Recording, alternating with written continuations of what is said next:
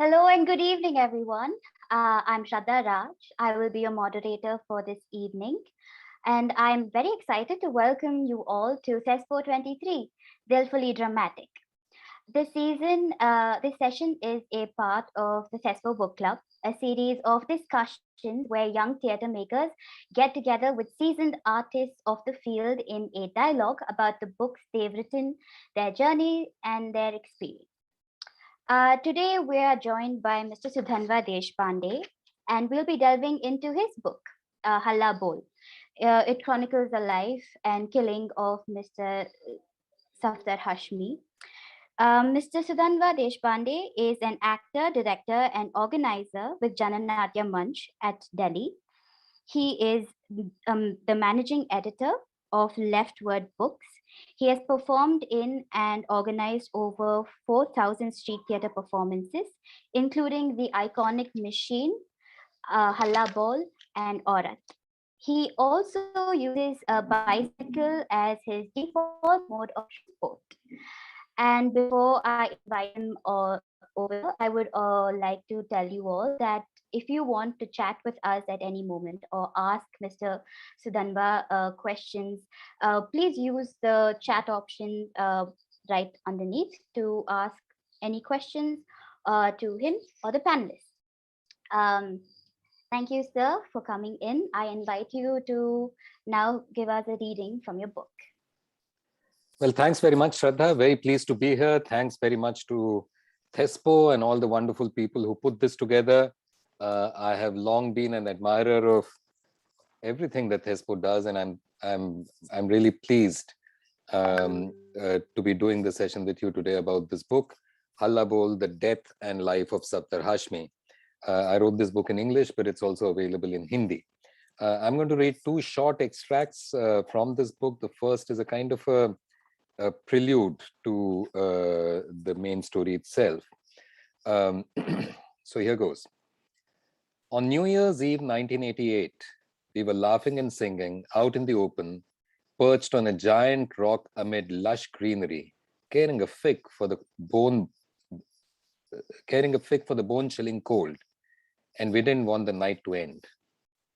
On New Year's Day 1989, we were huddled together, unable to feel rage or grief in a government hospital corridor with its banal walls numb to the bone-chilling cold, and we didn't want the morning to arrive. In between, time stopped. One hand of its clock was an iron rod, the other the barrel of a gun. My heart was stone. I went through the first 3 days of January 1989 in a trance.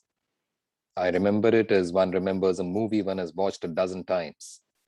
The picture sharp, crystal clear, the colors vibrant, the soundtrack crisp. I can play the images in slow motion on my memory's player, but it's a movie. It's not life. I came back to reality when we went back to Jhandapur to perform Halla Bol, the play that was left unfinished when we were attacked 3 days ago, which had resulted in 2 deaths. An artist's head deliberately clobbered by blunt instruments, a worker's life snuffed out casually by a bullet. Theatre is make-believe, theatre is life. It is ephemeral, momentary, fleeting, transient, a wisp of smoke. It is palpable, organic, aromatic, acidic, a bean of coffee. And sometimes it reeks of blood. The blood spilled on the brick-paved streets of a working-class neighborhood on a perfect winter Sunday morning. This is not the story of death. It is a story of life. The luminous life of Safdar Hashmi, extraordinary in all its ordinariness. And then I'll jump forward to an event from 1984, which was a momentous year in the history of India. So Prime Minister Indira Gandhi was assassinated by her Sikh bodyguards on October 31st, 1984. The anti-Sikh pogrom that followed, which claimed over 3,000 lives, shattered many long-held assumptions about our society, about Hindu-Sikh relations, about the city of Delhi, and about the Congress party. Thousands of Sikh victims had to move to camps set up at various locations across the city. The embers were still smoldering, the wounds still raw, when one of the first peace marches took place in Delhi University's North Campus. The march wound its way across the campus, touching every college and some of the main faculties. It culminated at Khalsa College with a public meeting. Some speakers were to address the gathering, which had swelled to several thousands as the students of the host college joined in large numbers. Many of them were young men. They were angry, full of rage. Their eyes burnt with pain, hatred, and sadness. Talk of retribution was in the air. Now, Parcham was to perform before the speeches began, but it was impossible to sing. The students were far too angry. Much of their anger was directed at the large posse of policemen. The police had been more than complicit in the bloodletting and destruction visited upon Delhi over the past days. The students were hardly unaware of this. An ugly situation was building up. The organizers of the peace march were apprehensive of what might happen. Safdar turned to the youngest member of Parcham, Sumangala Damodaran, a frail-looking first-year undergraduate student. He asked her to take the mic. "Sing Jaane Wali Sipahi," he told her. Now, this is it's an anti-war song of the 1940s by the communist poet Makhdoom Mohyuddin and composed by Salil Chaudhry. Till then, Parcham had only sung collective songs. This was their first solo song, and they had never performed it before. The young singer, waif-like, was nervous. Safdar prodded her. "Don't worry, sing, just sing." Somangala hesitated, but with Safdar behind her, she started to sing. Her mellifluous voice was unexpectedly powerful. It seemed to emerge from some deep place inside her, and the fullness of her voice belied her slight build. It carried across the assemblage, which amazingly quietened down. As the song soared, the angry young men and women were transfixed. Something moved in them. The song spoke of a soldier as he goes to war, leaving behind his grief-stricken wife and hungry children. There is the stench of burning corpses all around. It is as if life itself is crying. कौन दुखिया है जो गा रही है, भूखे बच्चों को बहला रही है, लाश जलने की बू आ रही है, जिंदगी है कि चिल्ला रही है, जाने वाले सिपाही से पूछो वो कहां जा रहा है. Someone in the audience started sobbing, then another and another. In a matter of a minute or so, many were sobbing. Women and men, those who were not, were still overcome with emotion. There was hardly a dry eye to be seen. The cops, readying for action a few minutes before, were amazed to see the complete transformation of the mood. It was an utterly unlikely happening. An anti-war song from 40 years ago by a Hyderabadi communist poet with a Muslim name, composed for a 1960 film by a Bengali, sung by a young Malayali undergraduate with a Hindu name, leading to catharsis among hundreds of angry Sikh youth in the wake of a communal pogrom. Nothing matched, nothing fitted. And yet, the song, soulful and searing, connected the pain of one set of victims with another, generations, geographies, and violences apart. Thanks.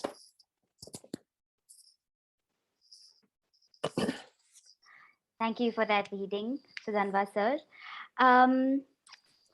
So it's been 30 years, close to 30 years since Safdar sir passed away. Why did you choose to write the book now? Why did it take you that long to write the book? Or did you always know that you wanted to write the book? Well, yeah, it's a question I've been asked before. It's a book that I struggled to write for a very long time. I think I first I mean, I'm not sure about the dates anymore, but I think I first thought of writing a book on Safdar maybe, 4 or 5 years after he'd been killed, maybe 3 or 4 years after he'd been killed. And then it took me about 25 years to even get around to start putting down any notes on it. But the thought stayed at the back of my head for a very long time. And I think one issue was really to try and get some distance between what had happened and myself. And I was a very young person when all this happened. When Safdar was killed, I was 21. So I went through that experience at that age, and I think I was too immature to even understand what really had happened. And it took me many, many years to kind of make sense of the ways in which that had changed my life. And so, one needed some distance, but also one needed to sort of still feel close enough to what had happened to be able to write. And it took me about, 25 years maybe to sort of sit down to write. But when I started writing, I wrote very fast. I wrote the whole book the first draft of the book. The entire first draft of the book I wrote in 45 days. Oh. Yeah. Was your first draft in English or in Hindi?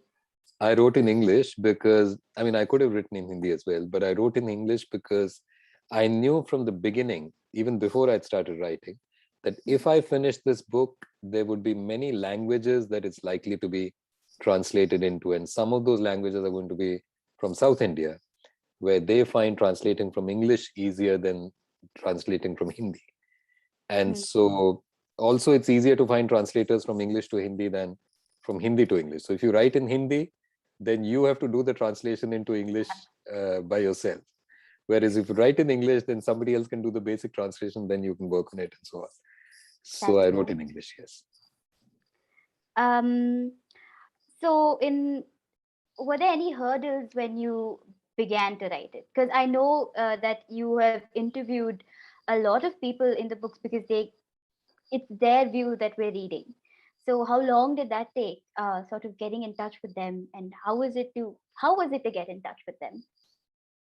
Well, most of these people I've known for years and years. I've worked with them. They've been friends and comrades and associates and so on.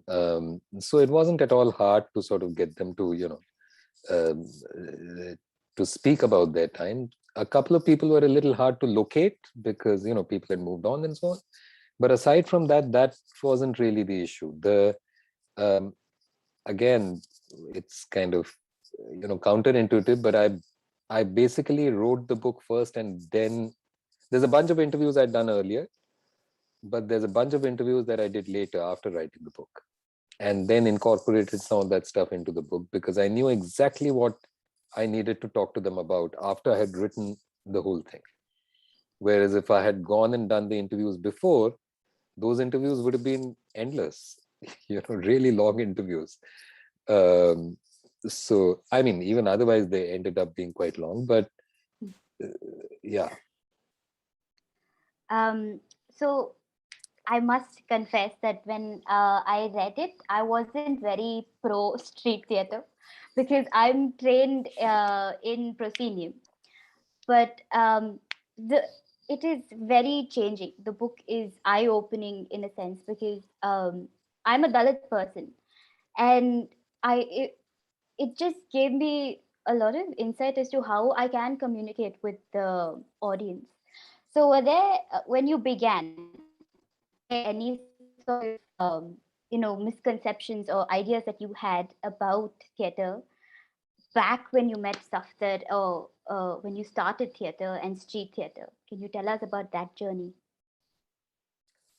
Well, when I started doing street theater had been around for a while. And, Safdar and others, Maulai Shri, Safdar and their comrades had been doing street theater for a while. I only joined formally in the summer of 87. Now, before that, I had known Safdar and Mala. I had watched a number of their plays and I admired their plays. I loved their plays. But I also was kind of not really keen on joining Janam very much myself, because I thought of myself as this, I'm going to be a great actor, I'm going to sort of whatever. So I had stars in my eyes, and yeah, not much gray matter in my head. So therefore, I had all these grand dreams, and and then I've described how it is that I started acting with Janam.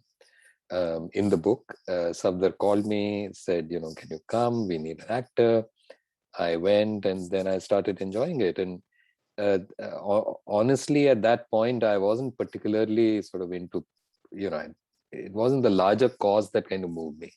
It was much more the fun of doing street theater, the fun of sort of being with Safdar and Mala and some of the other people, Subhash Tyagi and so on. These were all amazing people. And, so I just enjoyed the whole process of being with them, traveling to places in my own city, Delhi, that I didn't even know existed, or I'd seen very little of. I certainly hadn't, gone into those bastis and those working class areas, factory areas, and so on, and learning about my own city in a totally different way. Of course, I can articulate it like that now. At that time, it was just one was just flowing with the, with the flow, in a sense. One was going with the flow. Now I can sort of retrospectively, I can say that, these are the things that excited me. Also, it excited me that Safdar and others were very serious about their theatre. A lot of street theatre that I've seen, and I'm sure you and some of the others may have also seen, kind of falls short on the theatrical front. It's almost as if we've come with such good intentions, so therefore our theatre doesn't matter. You have to applaud us for having great intentions. And I'm like, no, your intentions are all very well, but you have to give me a good play at the end of it. I have to feel, engaged with what you're doing theatrically as well. You have to be able to tell a story and engage me with that. And so I was excited I excited and inspired by the fact that Safdar and others, and there were some very fine actors and writers and directors in that group. Safdar and Mala were both superb actors. So was Subhash Tyagi. So was, my late friend Divakar Pandey, who passed away recently, and so on. So there were a number of people. And I was just looking at their theatre and saying, wow, this is super theatre, that just stands on its own as theatre. You know what I mean? And and then, of course, as I said, I drifted along with the whole thing. And then at some point, this attack happened. Before that, I worked with Habib Tanvi and so on. So I kept getting more and more into it. Okay. Thank you so much. I will joining us from Pune. He dabbles in theatre and film. And Miss Vrinda Kacker, she's a dancer, actor, and theatre person from Delhi. And also Tishya Jain. She is a young theatre person who is currently pursuing her studies in St. Xavier's. So welcome everyone. Um, let's quickly begin with, I think Sameer had something to ask. Sudhanva ji, Firstly, thank you for deciding to share these experiences with us. Reading the book has been like a brilliant experience. So one of the things that I started thinking as soon as I read the book was the political situation then and the political situation now. The divide hasn't really changed much. And theatre artists, even financially, socially, artistically, it hasn't changed much. It is still that difficult. A lot of young people still feel very unsafe to put out their voices. I think my question is, what kind of structures do you think that we should look forward to, or we should be looking at building, so that 40 years down the lane, we won't have to see, or many young people feel unsafe still? Well, I mean, I'm no political philosopher to be able to solve the problem of India at a larger level. So I wouldn't presume to sort of give an answer at that level.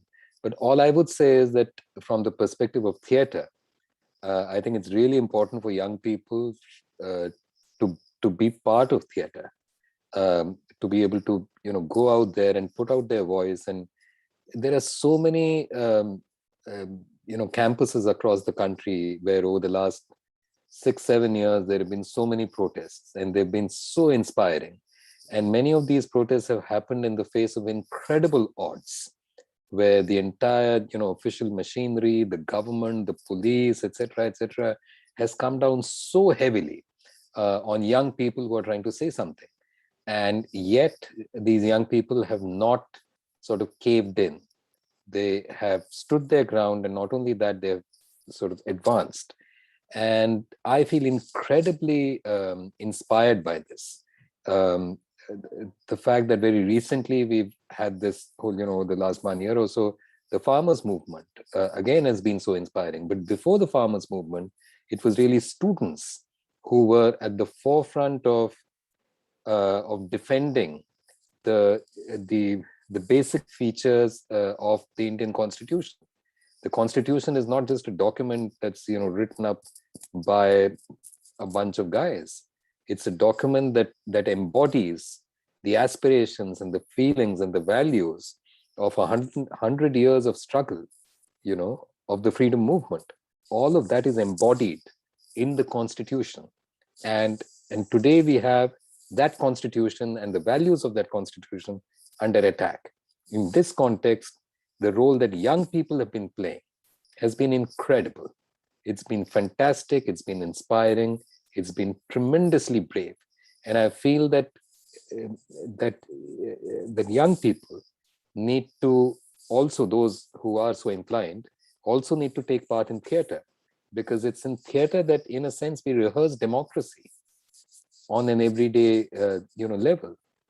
We go out there and we do a play, whether it's in an auditorium or outside or whatever, that doesn't matter, or the form of the play doesn't matter. But the fact that we are able to say something, and that there are live audiences there who are watching us, and that at the end of the show there can be an engagement with people, we can talk to them, we can have a conversation with people, even if we don't agree with everything that happens on the stage, or that an audience member says, or whatever it is, right?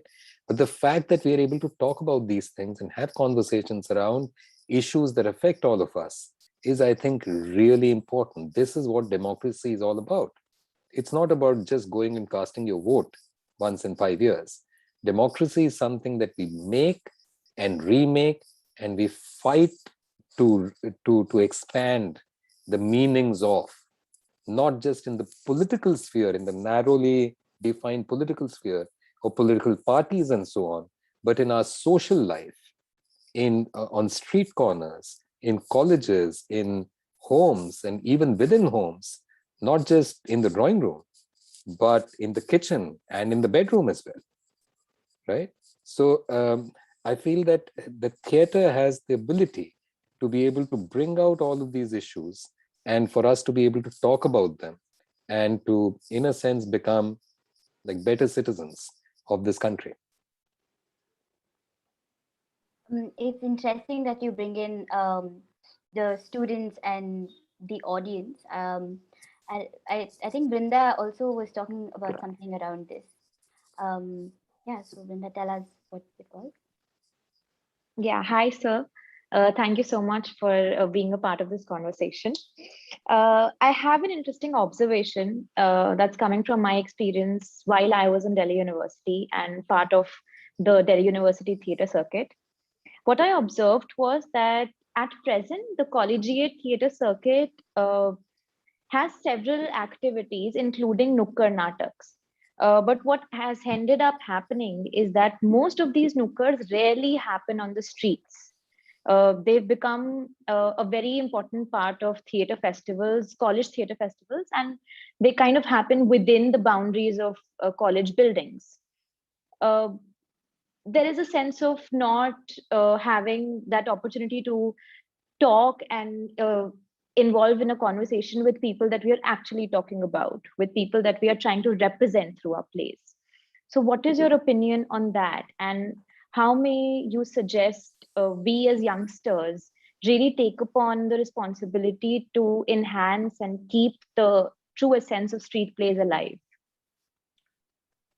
Well, that's a great question, Vrinda. Thanks very much, because I've seen with great enthusiasm and excitement the way in which theatre has expanded in Delhi University over the years. When I was a student in the mid 1980s, there was not even 10% of the theatre that happens today happening in the university as a whole, right? So it is expanded, and that firstly is a great thing to happen. All right, so I just want to say that. Definitely. Also, the fact that theatre, in my time, there was a way in which sort of English theatre was considered to be slightly more hip, slightly more, fashionable, and so on. Hindi was kind of not so great, not considered so. And so, all those, I think, barriers have broken down to a great extent today. So again, that's a great thing. But you're absolutely right in saying that when you talk about street theater, one of the, even more than the fact that, I understand that you're in an institutional setup, that you're doing a play as part of your college theater society. Now, what's the ability that you have to be able to forge connections with people who can take you to a working class area, to a Kisan, Andolan, or etc., that you may or may not be able to do that. That's fine. I get that. And I wouldn't be too harsh on that. But I think the more serious problem is that a lot of street theater happens today in the framework of competitions. And I keep asking the question, why are you doing street theater? Is it to win a prize? Like what? I mean, it again goes back to that earlier thing that I said, that street theater should be applauded because you have great intentions. Now here you don't even have great intentions. Here you're just trying to win a prize. And for the most part, it's a cash prize, So I, and many of my colleagues in Jana Natya Manch, as a matter of principle, we refuse to be, judges at street theater competitions. Instead, we say, we'll be very happy to come if you organize a street theater festival and get us as, respondents, and so on. So we've tried to speak about this to as many students as we can. And I'm happy to say that over the years, even that has changed a little bit, not as much as one would like, but some colleges now don't have theater competitions for street theater, but they do have, street theater festivals and stuff. I think the other part of what you just said is also something that I'd like to, underline a little bit, that we often think of street theater as a us and them kind of thing. We are representing somebody else's issues. And I feel like there's a bit of a problem here, because the problem is that no matter how good our intentions are, there is this assumption that we are sometimes not even aware of, actually. But there's an assumption that we somehow know more, or we somehow know better, that we are there to educate and inform other people who are somehow, uneducated, or they're not, well informed or whatever. And I'm like, seriously, no, that's not true. I mean, the fact of the matter is that every time I go and perform in a factory area where there are, workers who are watching a play, or I go and perform in a basti where there are women who do housework, of course, for their families, but also do home-based work for an income, and I perform in front of them, or I go to, let's say the Kisan Andolans and perform in front of them, and so on. I'm deeply aware of the fact that they have experience of life of a kind that me, with my privilege, will never have. Right? I can write the word plow, on a blackboard, and I can probably draw a drawing of it, or etc. But I don't know how to, work a plow on a field. Right? That's something that farmers know how to do, men and women. right? And so I'm never going to have that life experience, but also the knowledge that goes with it. Because the ability to farm is not just the physical ability to put a plow on, and cattle and till the soil. It's about so much more than that. It's about what kind of soil there is, what kind of seeds there are, the flora, the fauna, the culture, the weather, etc., etc., all sorts of things. So it's not right to say that the people that we are performing for are therefore in some ways uneducated or illiterate or whatever other disparaging term that we use for them. I think it's much more important to think of them as equal partners in the creation of meaning that our plays are trying to put out there. I think of myself as having a skill, and when I say myself, I don't mean it in a personal sort of way as me, the individual, but really the group that travels. Jana Natya Manch, when we go out and perform, I see that we have a special skill that is the skill to tell stories through the use of our bodies and our voices. That's what we have. So therefore, we have a responsibility to represent stories, not to represent or not to tell them how to see the world, or not to tell them that this is right or that is wrong and so on. That's not what we are there for. That we are, in a sense, keepers for a brief while of stories that society is giving us, and that we in turn then take those stories and shape them in other ways, and then represent them and take them back to the very people from whom we got these stories in the first place. So in other words, we are people who bear witness, we are people who record memories, we are people who sort of tell stories and so on, but we are not necessarily in any way special or above the ordinary people.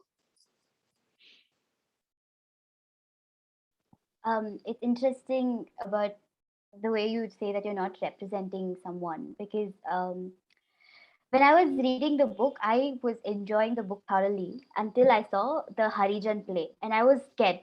Immediately, I was scared because, as a Dalit person, I'm quite vexed by reading what Savarna people have to say about Dalit movements and the Dalit identity.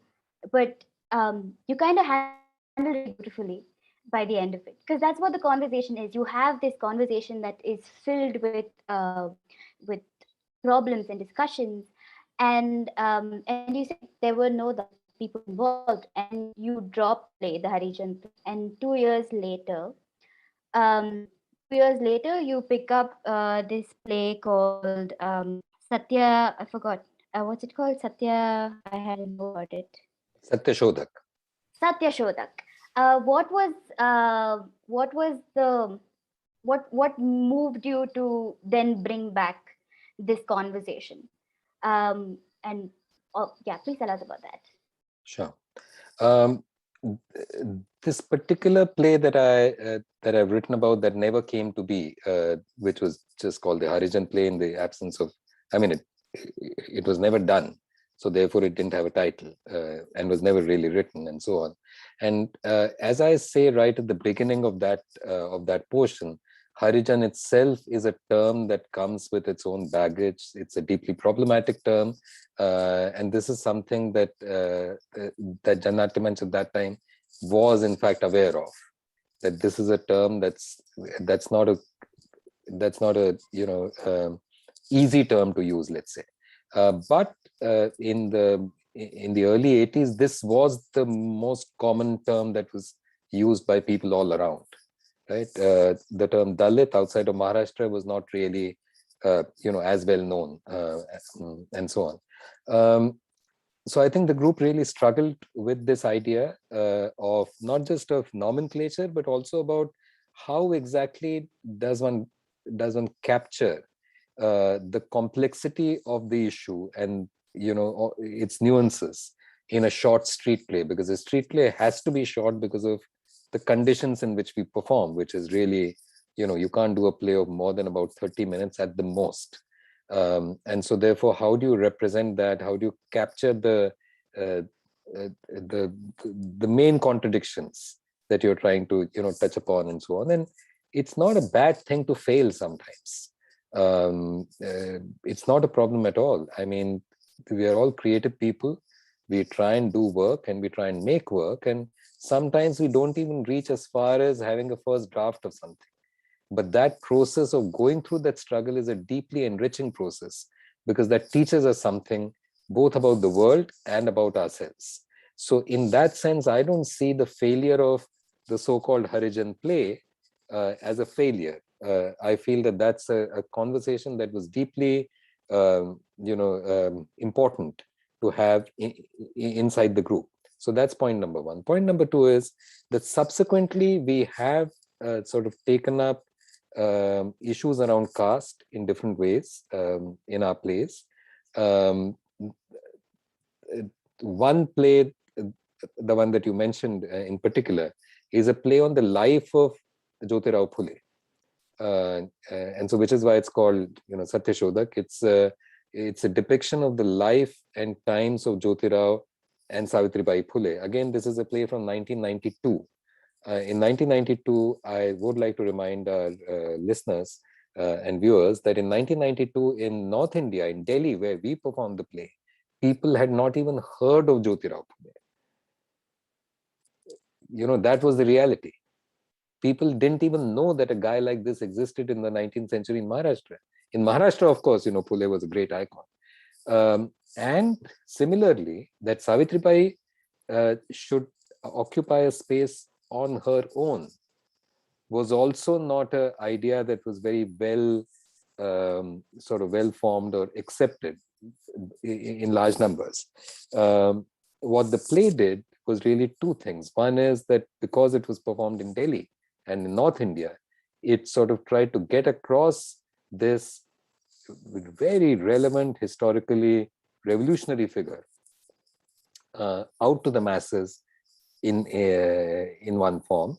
Secondly, to try and make the point that Savitribai was not just a sort of his companion, that she was also a maker of history in her own right, and her life journey is an incredible one. She was barely literate when they married. Her husband tells her, no, you have to study, etc. And not only do you have to study in order to teach. And then she goes on to teach. She's attacked with cow dung. The conservative Brahmins of Pune, they call her all sorts of names. They troll her. They attack her physically. And she comes out of all of that with great strength and courage. And she says, no, I will not back down from here. It's an incredible story. And so therefore, just to represent that historical story, on the stage was a great honor for us, and it's something that we still think is of great value. Subsequently, of course, we've done a whole lot of, let's say about 8 to 10 plays on the caste question. But every time we do a play, we are very aware of the fact that the group itself is heterogeneous. So some of us come from, different kinds of privilege. Some of us come from different kinds of lack of privilege, and so on. And the idea then is within the group to talk about these issues and to then try and make a play that would authentically represent what all of us also feel about something. It's not just about going and, it's certainly not about going and preaching to people about, this is right, that is wrong. Of course not. But it's not just about, we must say this because it's the right thing to say. No, we have to believe in what we say. And we have to be able to, at some level at least, to be able to bring that into our own lives. It may be more possible for some people, less possible for some people. We understand that. There are all kinds of constraints in which people also live their lives. But this idea that your life is not just about good things that you say to the public, but whatever you say is also something that is enjoined upon you to be able to bring into your own life. And I think these are good struggles to have for all of us. Yes, that is very true. Talin had a question about social movements and events, things on the same tangent. So Talin, tell us what you were intending on asking. Uh, Hello, Sudhanva, first. So, thank you for joining us. The idea is, the question is simple. Often, right now, I get how you spoke of how the social movements affected y'all and how y'all took it at your personal level to understand and then create a play out of it. But again, talking of now, of how so many street plays are created for college, where you do it for the sake of, oh, it sounds good, it's something that looks good. um, how can we move towards a space where we can look for more personal, something that hits us personally? Can we search for things? Can we rather create street plays, especially in college spaces, where things hit us personally and not only do it for the show of it? How can we take the personal route with street plays? One. Second, how can we talk of resilience and hope?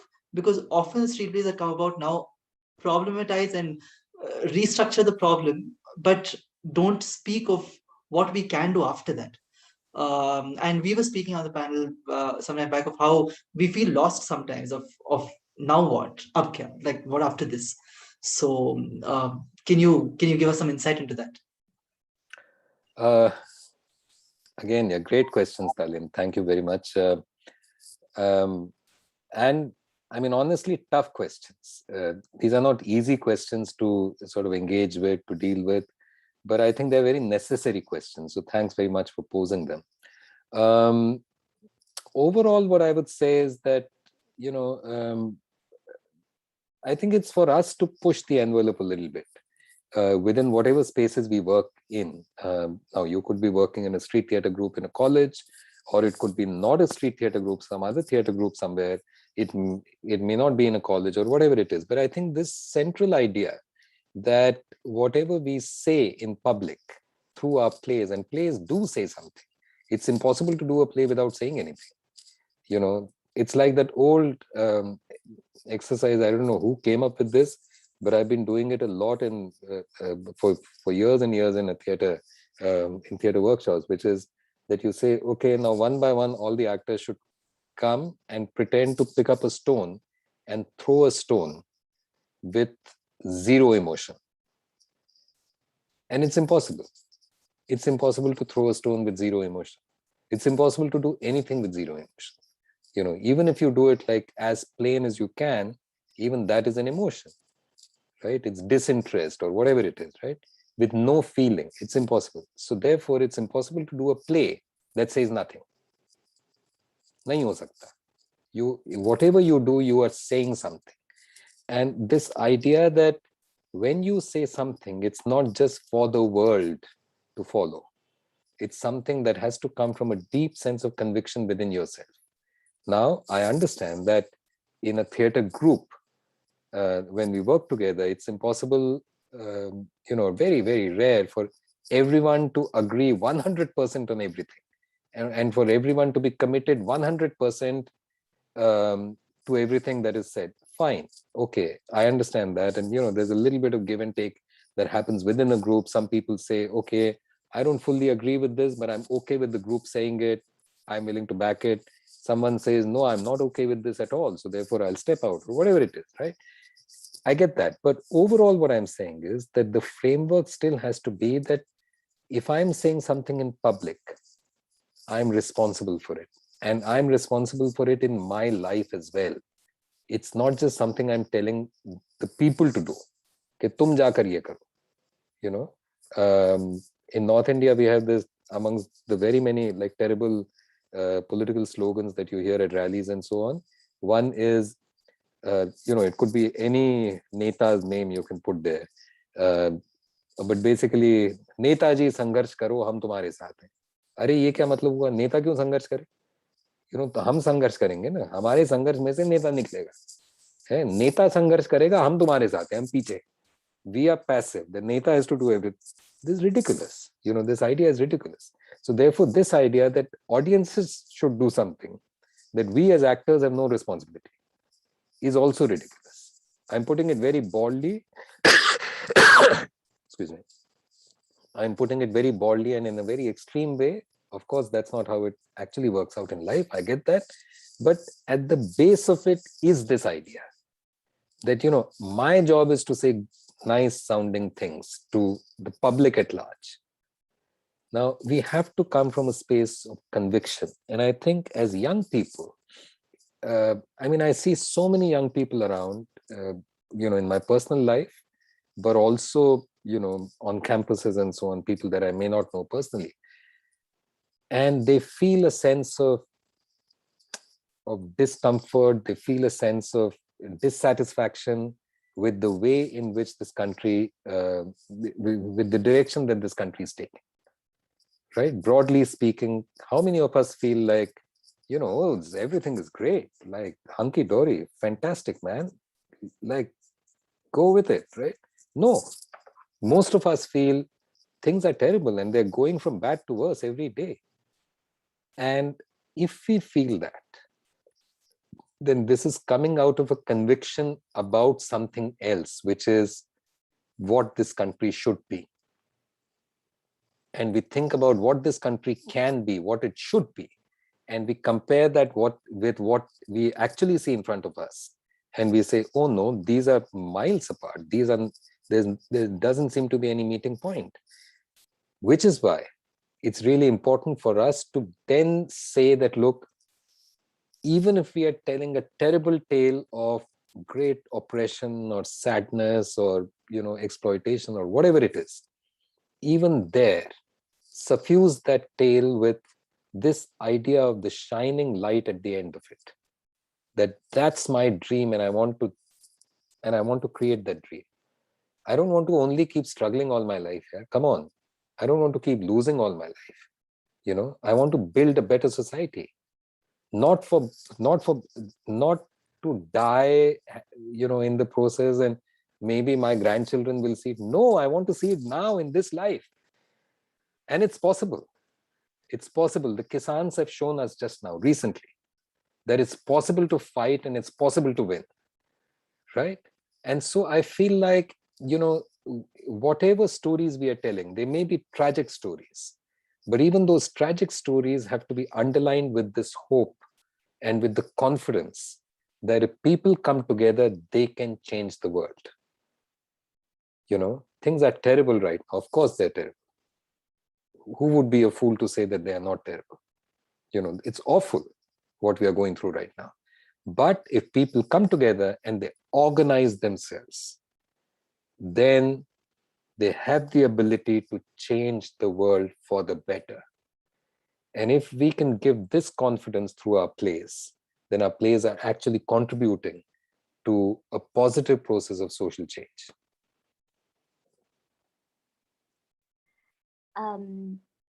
Yeah.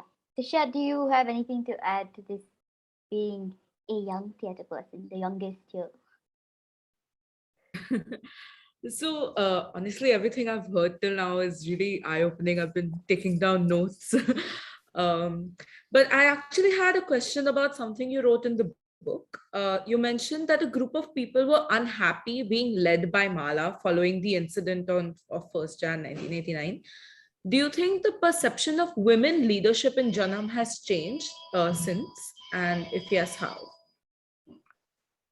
Well, I'm happy to report that on the positive side, after Safdar, inside Jana Natya Manch, the most important leadership position is that of the secretary of the group, right? So after Safdar, we have never had a male secretary in the group. So that's at least a little bit of an advance. It's not a great advance, but it's a little bit of an advance. I think it's also a little bit of an advance to say that for the last several years now, in our executive committee, which is also the broader leadership of the group, women have always outnumbered men. There have been more women in the executive committee than there have been men. Now, both of these, I think, are small steps forward, but they are not the end of the battle, not by a long shot. I think I would be lying to you if I say that Jana Natya Manch has somehow kind of, transcended, the uh, gender disparities that are there in society, or that, we have somehow transcended patriarchy, we have somehow transcended uh, misogyny and so on. No, that's not true. That's not true at all. I think it's really important to but again, I do want to say that it's not something, these are not achievements that you achieve once and then it's all over, finished. No, it's a constant struggle. Also because Jana Natya Manch as a group, like most theatre groups, there are constantly new people coming in and older people are getting older, or they're dropping out or whatever. But as older people get older, people like me, for instance, we have to be even more alert to the fact that there are new conversations happening around us. And sometimes we don't have the vocabulary to understand what these conversations are. So therefore, be it about Me Too, be it about caste, be it about the ecology, be it about climate crisis, whatever it is, about patriarchy, these were not issues or conversations that I grew up with. In the 1980s, none of these were things that I had heard of, and so therefore I have to learn as an older person in the group and as a male, and with my name and the history of, the history that name embodies, right? With all of these things, I need to learn to have these conversations in a way that I learn something new. At the same time, a lot of people, young, old, whatever it is, and it's not just a monopoly of the old people, but even younger people come into the group who are affected by, many aspects of the toxic culture that surround us, especially around issues of masculinity and so on and so forth. Um, every few months you have a movie like Suryavanshi, right? Now, then what do you do? And that movie goes and earns some, obscene amounts of money, like crores of people are watching that stuff, right? Now, what does that tell you about our society? It tells you that these ideas are still not just palatable, they're still, popular, right? This kind of toxic masculinity is actually, acceptable to people. And this kind of, Islamophobia and so on, all of these things are acceptable to people. Is ridiculous, but it is, right? And so therefore, we have to fight within the group all the time to advance the conversation around these issues and to keep bringing it out in the open. But it's not a struggle that you win once and for all on any of these issues. Whatever advances you might make, you have to be, you have to realize inside the group, you have to realize that these are very small advances. One should never be happy with these advances. The fact that we've never had a Savarna male, Savarna Hindu male leader of the group in the position of the secretary. Never. In the history of the group, we've never had it. Now that's, I can, pat ourselves on the back and say, oh, how cool is that? But no, that's not the end of what we want to achieve. We want to achieve equality, and we want to achieve a casteless society. At the end of the day, that's what we want, right? And these are incredibly hard battles to fight, but also tough conversations that one must never shy away from.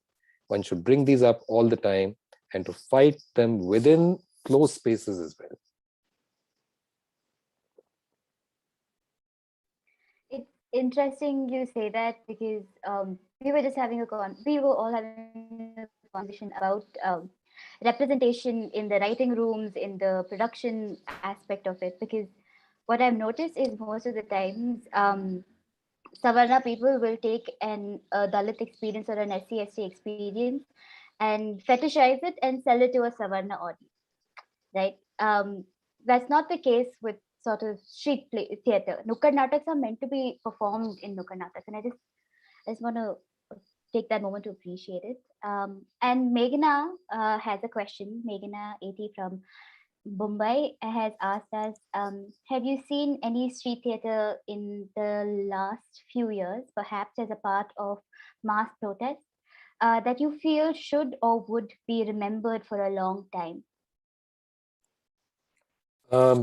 Oh yes, absolutely. I think there was a lot of theater that happened as part of the anti CAA NRC protest, especially in Delhi, is what I saw. But I'm sure there was I know that there was a lot of stuff happening in other places.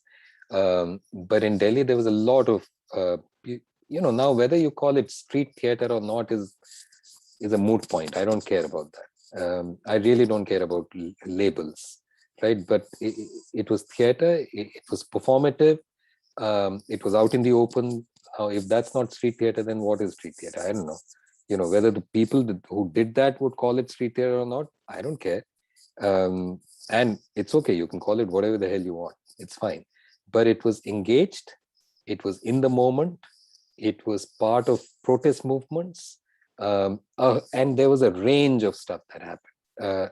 I think it would be unfair for me to single out any one of them or two of them. But there was a range of things that happened. In fact, Shaheen Bagh itself, the fact of the protest at Shaheen Bagh itself had a great deal of theatricality to it in a positive way. I mean theatricality, not in a negative way at all. Again, all these protests that happened, the Kisan, protests, be it at Singhu or, Tikri or whatever else, again, extremely performative and extremely, theatrical in many ways. But Shaheen Bagh, of course, was of a different order altogether. So yes, a ton of stuff that's happened and very exciting, super exciting. I think Talin has been trying to ask or say something from a while. Is there anything? Yeah. I'll go. Yeah. Okay. No. So this was in conversation to the previous question. To rather the answer that you gave us. Considering the world is evolving, and now we acknowledge the idea of neurodiversity, where there are individuals with heightened sensory states where where people can't stand loud noises because it's genuinely not working for them. How do you think street theater can be inclusive of spaces like these, of people who identify as neurodivergent? How can street theater also be more sensitive to people like that? Because street theater is characterized by the loud essence because it's situated on the street, because it needs to garner attention. How would it navigate that space? Again, these are not questions to corner, but these are simply questions where we're thinking of options, I guess. Sure. No, so our experience actually has been quite, in a sense, the opposite. I would just say that, the conventional wisdom about street theater, the instinctive thing that you do when there's a lot of noise around you is to speak louder. That's what we all do, right? That's what, that's what the bus horns are premised upon, right? Every bus must have a horn that is louder than, the 10 previous ones. And at the end of the day, everyone has a horn that is so loud that nothing can be heard. But sometimes in that loudness, there's a little, bicycle that goes by doing ting, ting, ting, ting, ting, and you can hear that. And, now we've worked a lot with, quite consciously, in fact, it's been part of our thinking, that we've worked a lot with the idea of silences. And so therefore evolving plays that at certain points work with silence rather than with loudness, work with stillness rather than with a lot of movement, work with, low horizontal spaces rather than tall, vertical spaces. In a sense, go counterintuitive because people don't expect it. Then they have to make the effort to, sort of catch what is being said or what is being shown and so on. And we find that, in fact, silences work brilliantly in street theater if you have the theatrical skill to be able to, do it and pull it off. So it requires practice, it requires training, and so on. But I think it can be done. Now, I hate loud noises. I get, like, physically, I get affected at some level by, and because I'm a cyclist, so therefore I can't help it. I'm cycling in this horrible traffic all the time. And, everybody who goes by, and I'm like, dude, I've been cycling all my life. I don't even have a घंटी on my bicycle yet. मैं तो चुपचाप जा रहा हूँ ना, मैं तो कभी किसी से कुछ नहीं कह रहा. And I get round. I find, why can't you shut up and just drive? What's wrong with you? But, one has to kind of, one has to think about, in theatrical terms, one has to think about which plays would lend themselves to silences, at what point does silence come, in what way does it come, and what does it mean? What does silence even mean? Is it just the lack of a spoken word, or is it something else? And what are the various ways in which you can create silences and you can create stillness and so on? But in a busy street, stillness actually works brilliantly. In a very loud place, silence actually works very brilliantly if you can pull it off.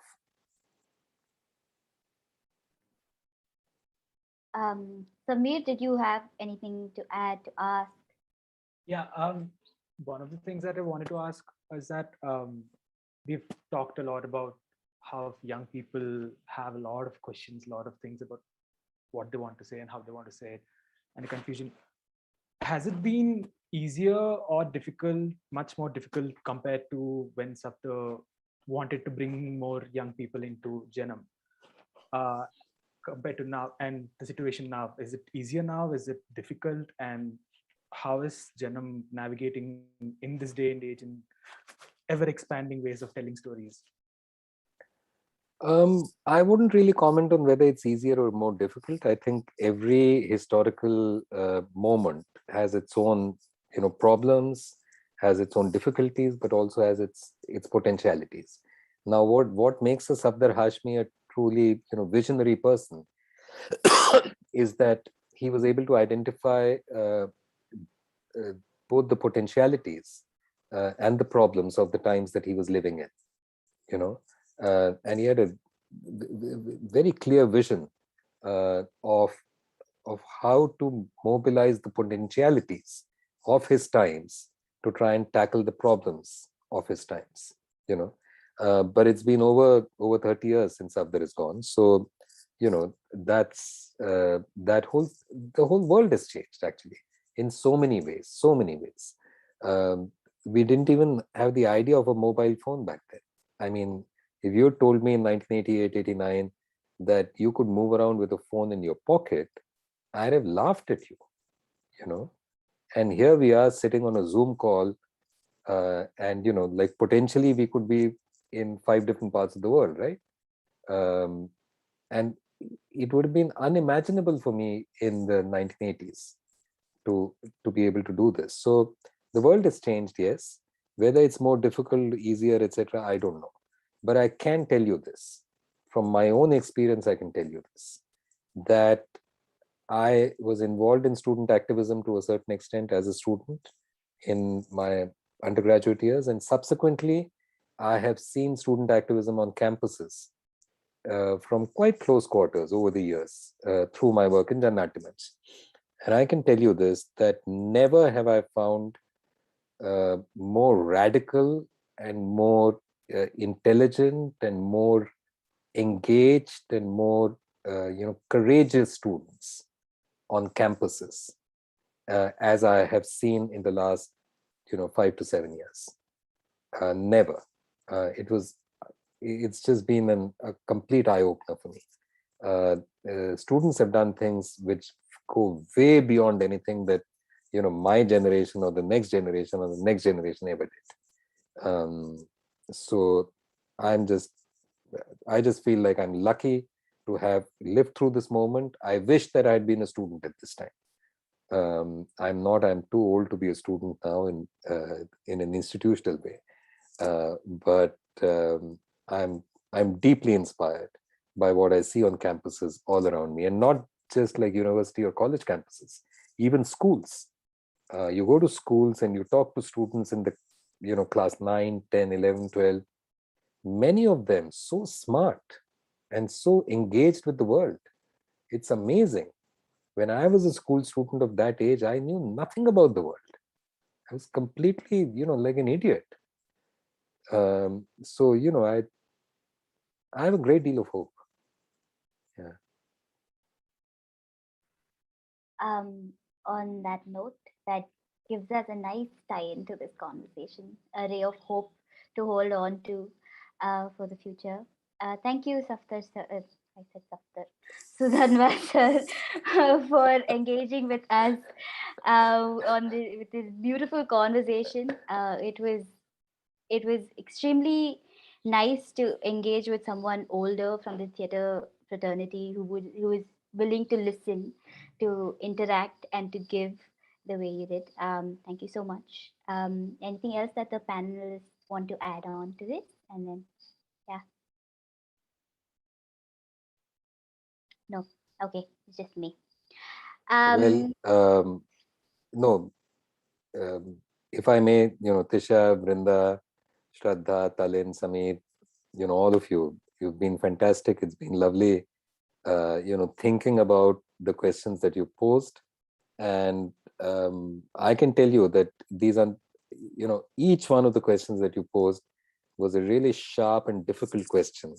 And I hope I have not given, sort of standard glib answers to them, because I was thinking through, quite genuinely. When you asked me the question, I had to think through what I wanted to say. And I just want to thank you for this opportunity to be able to engage with your ideas.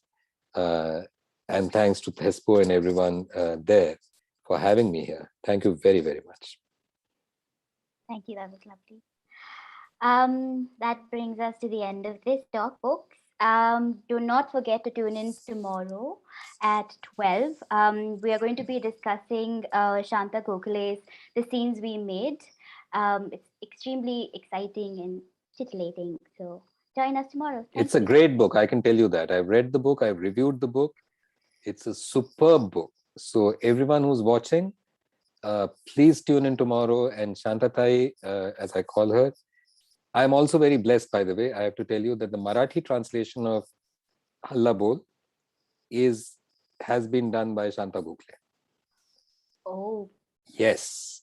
So I'm blessed, I'm privileged, I'm lucky that she's done the translation. It's now in the process of being published. It'll be out in March. So, yeah. So to all the people who are listening, do tune in tomorrow. And those of you who haven't read Halla Bol, please do. Absolutely. What a nice thread we have to hold on to from today to tomorrow. So see you all tomorrow, everyone. Thank you.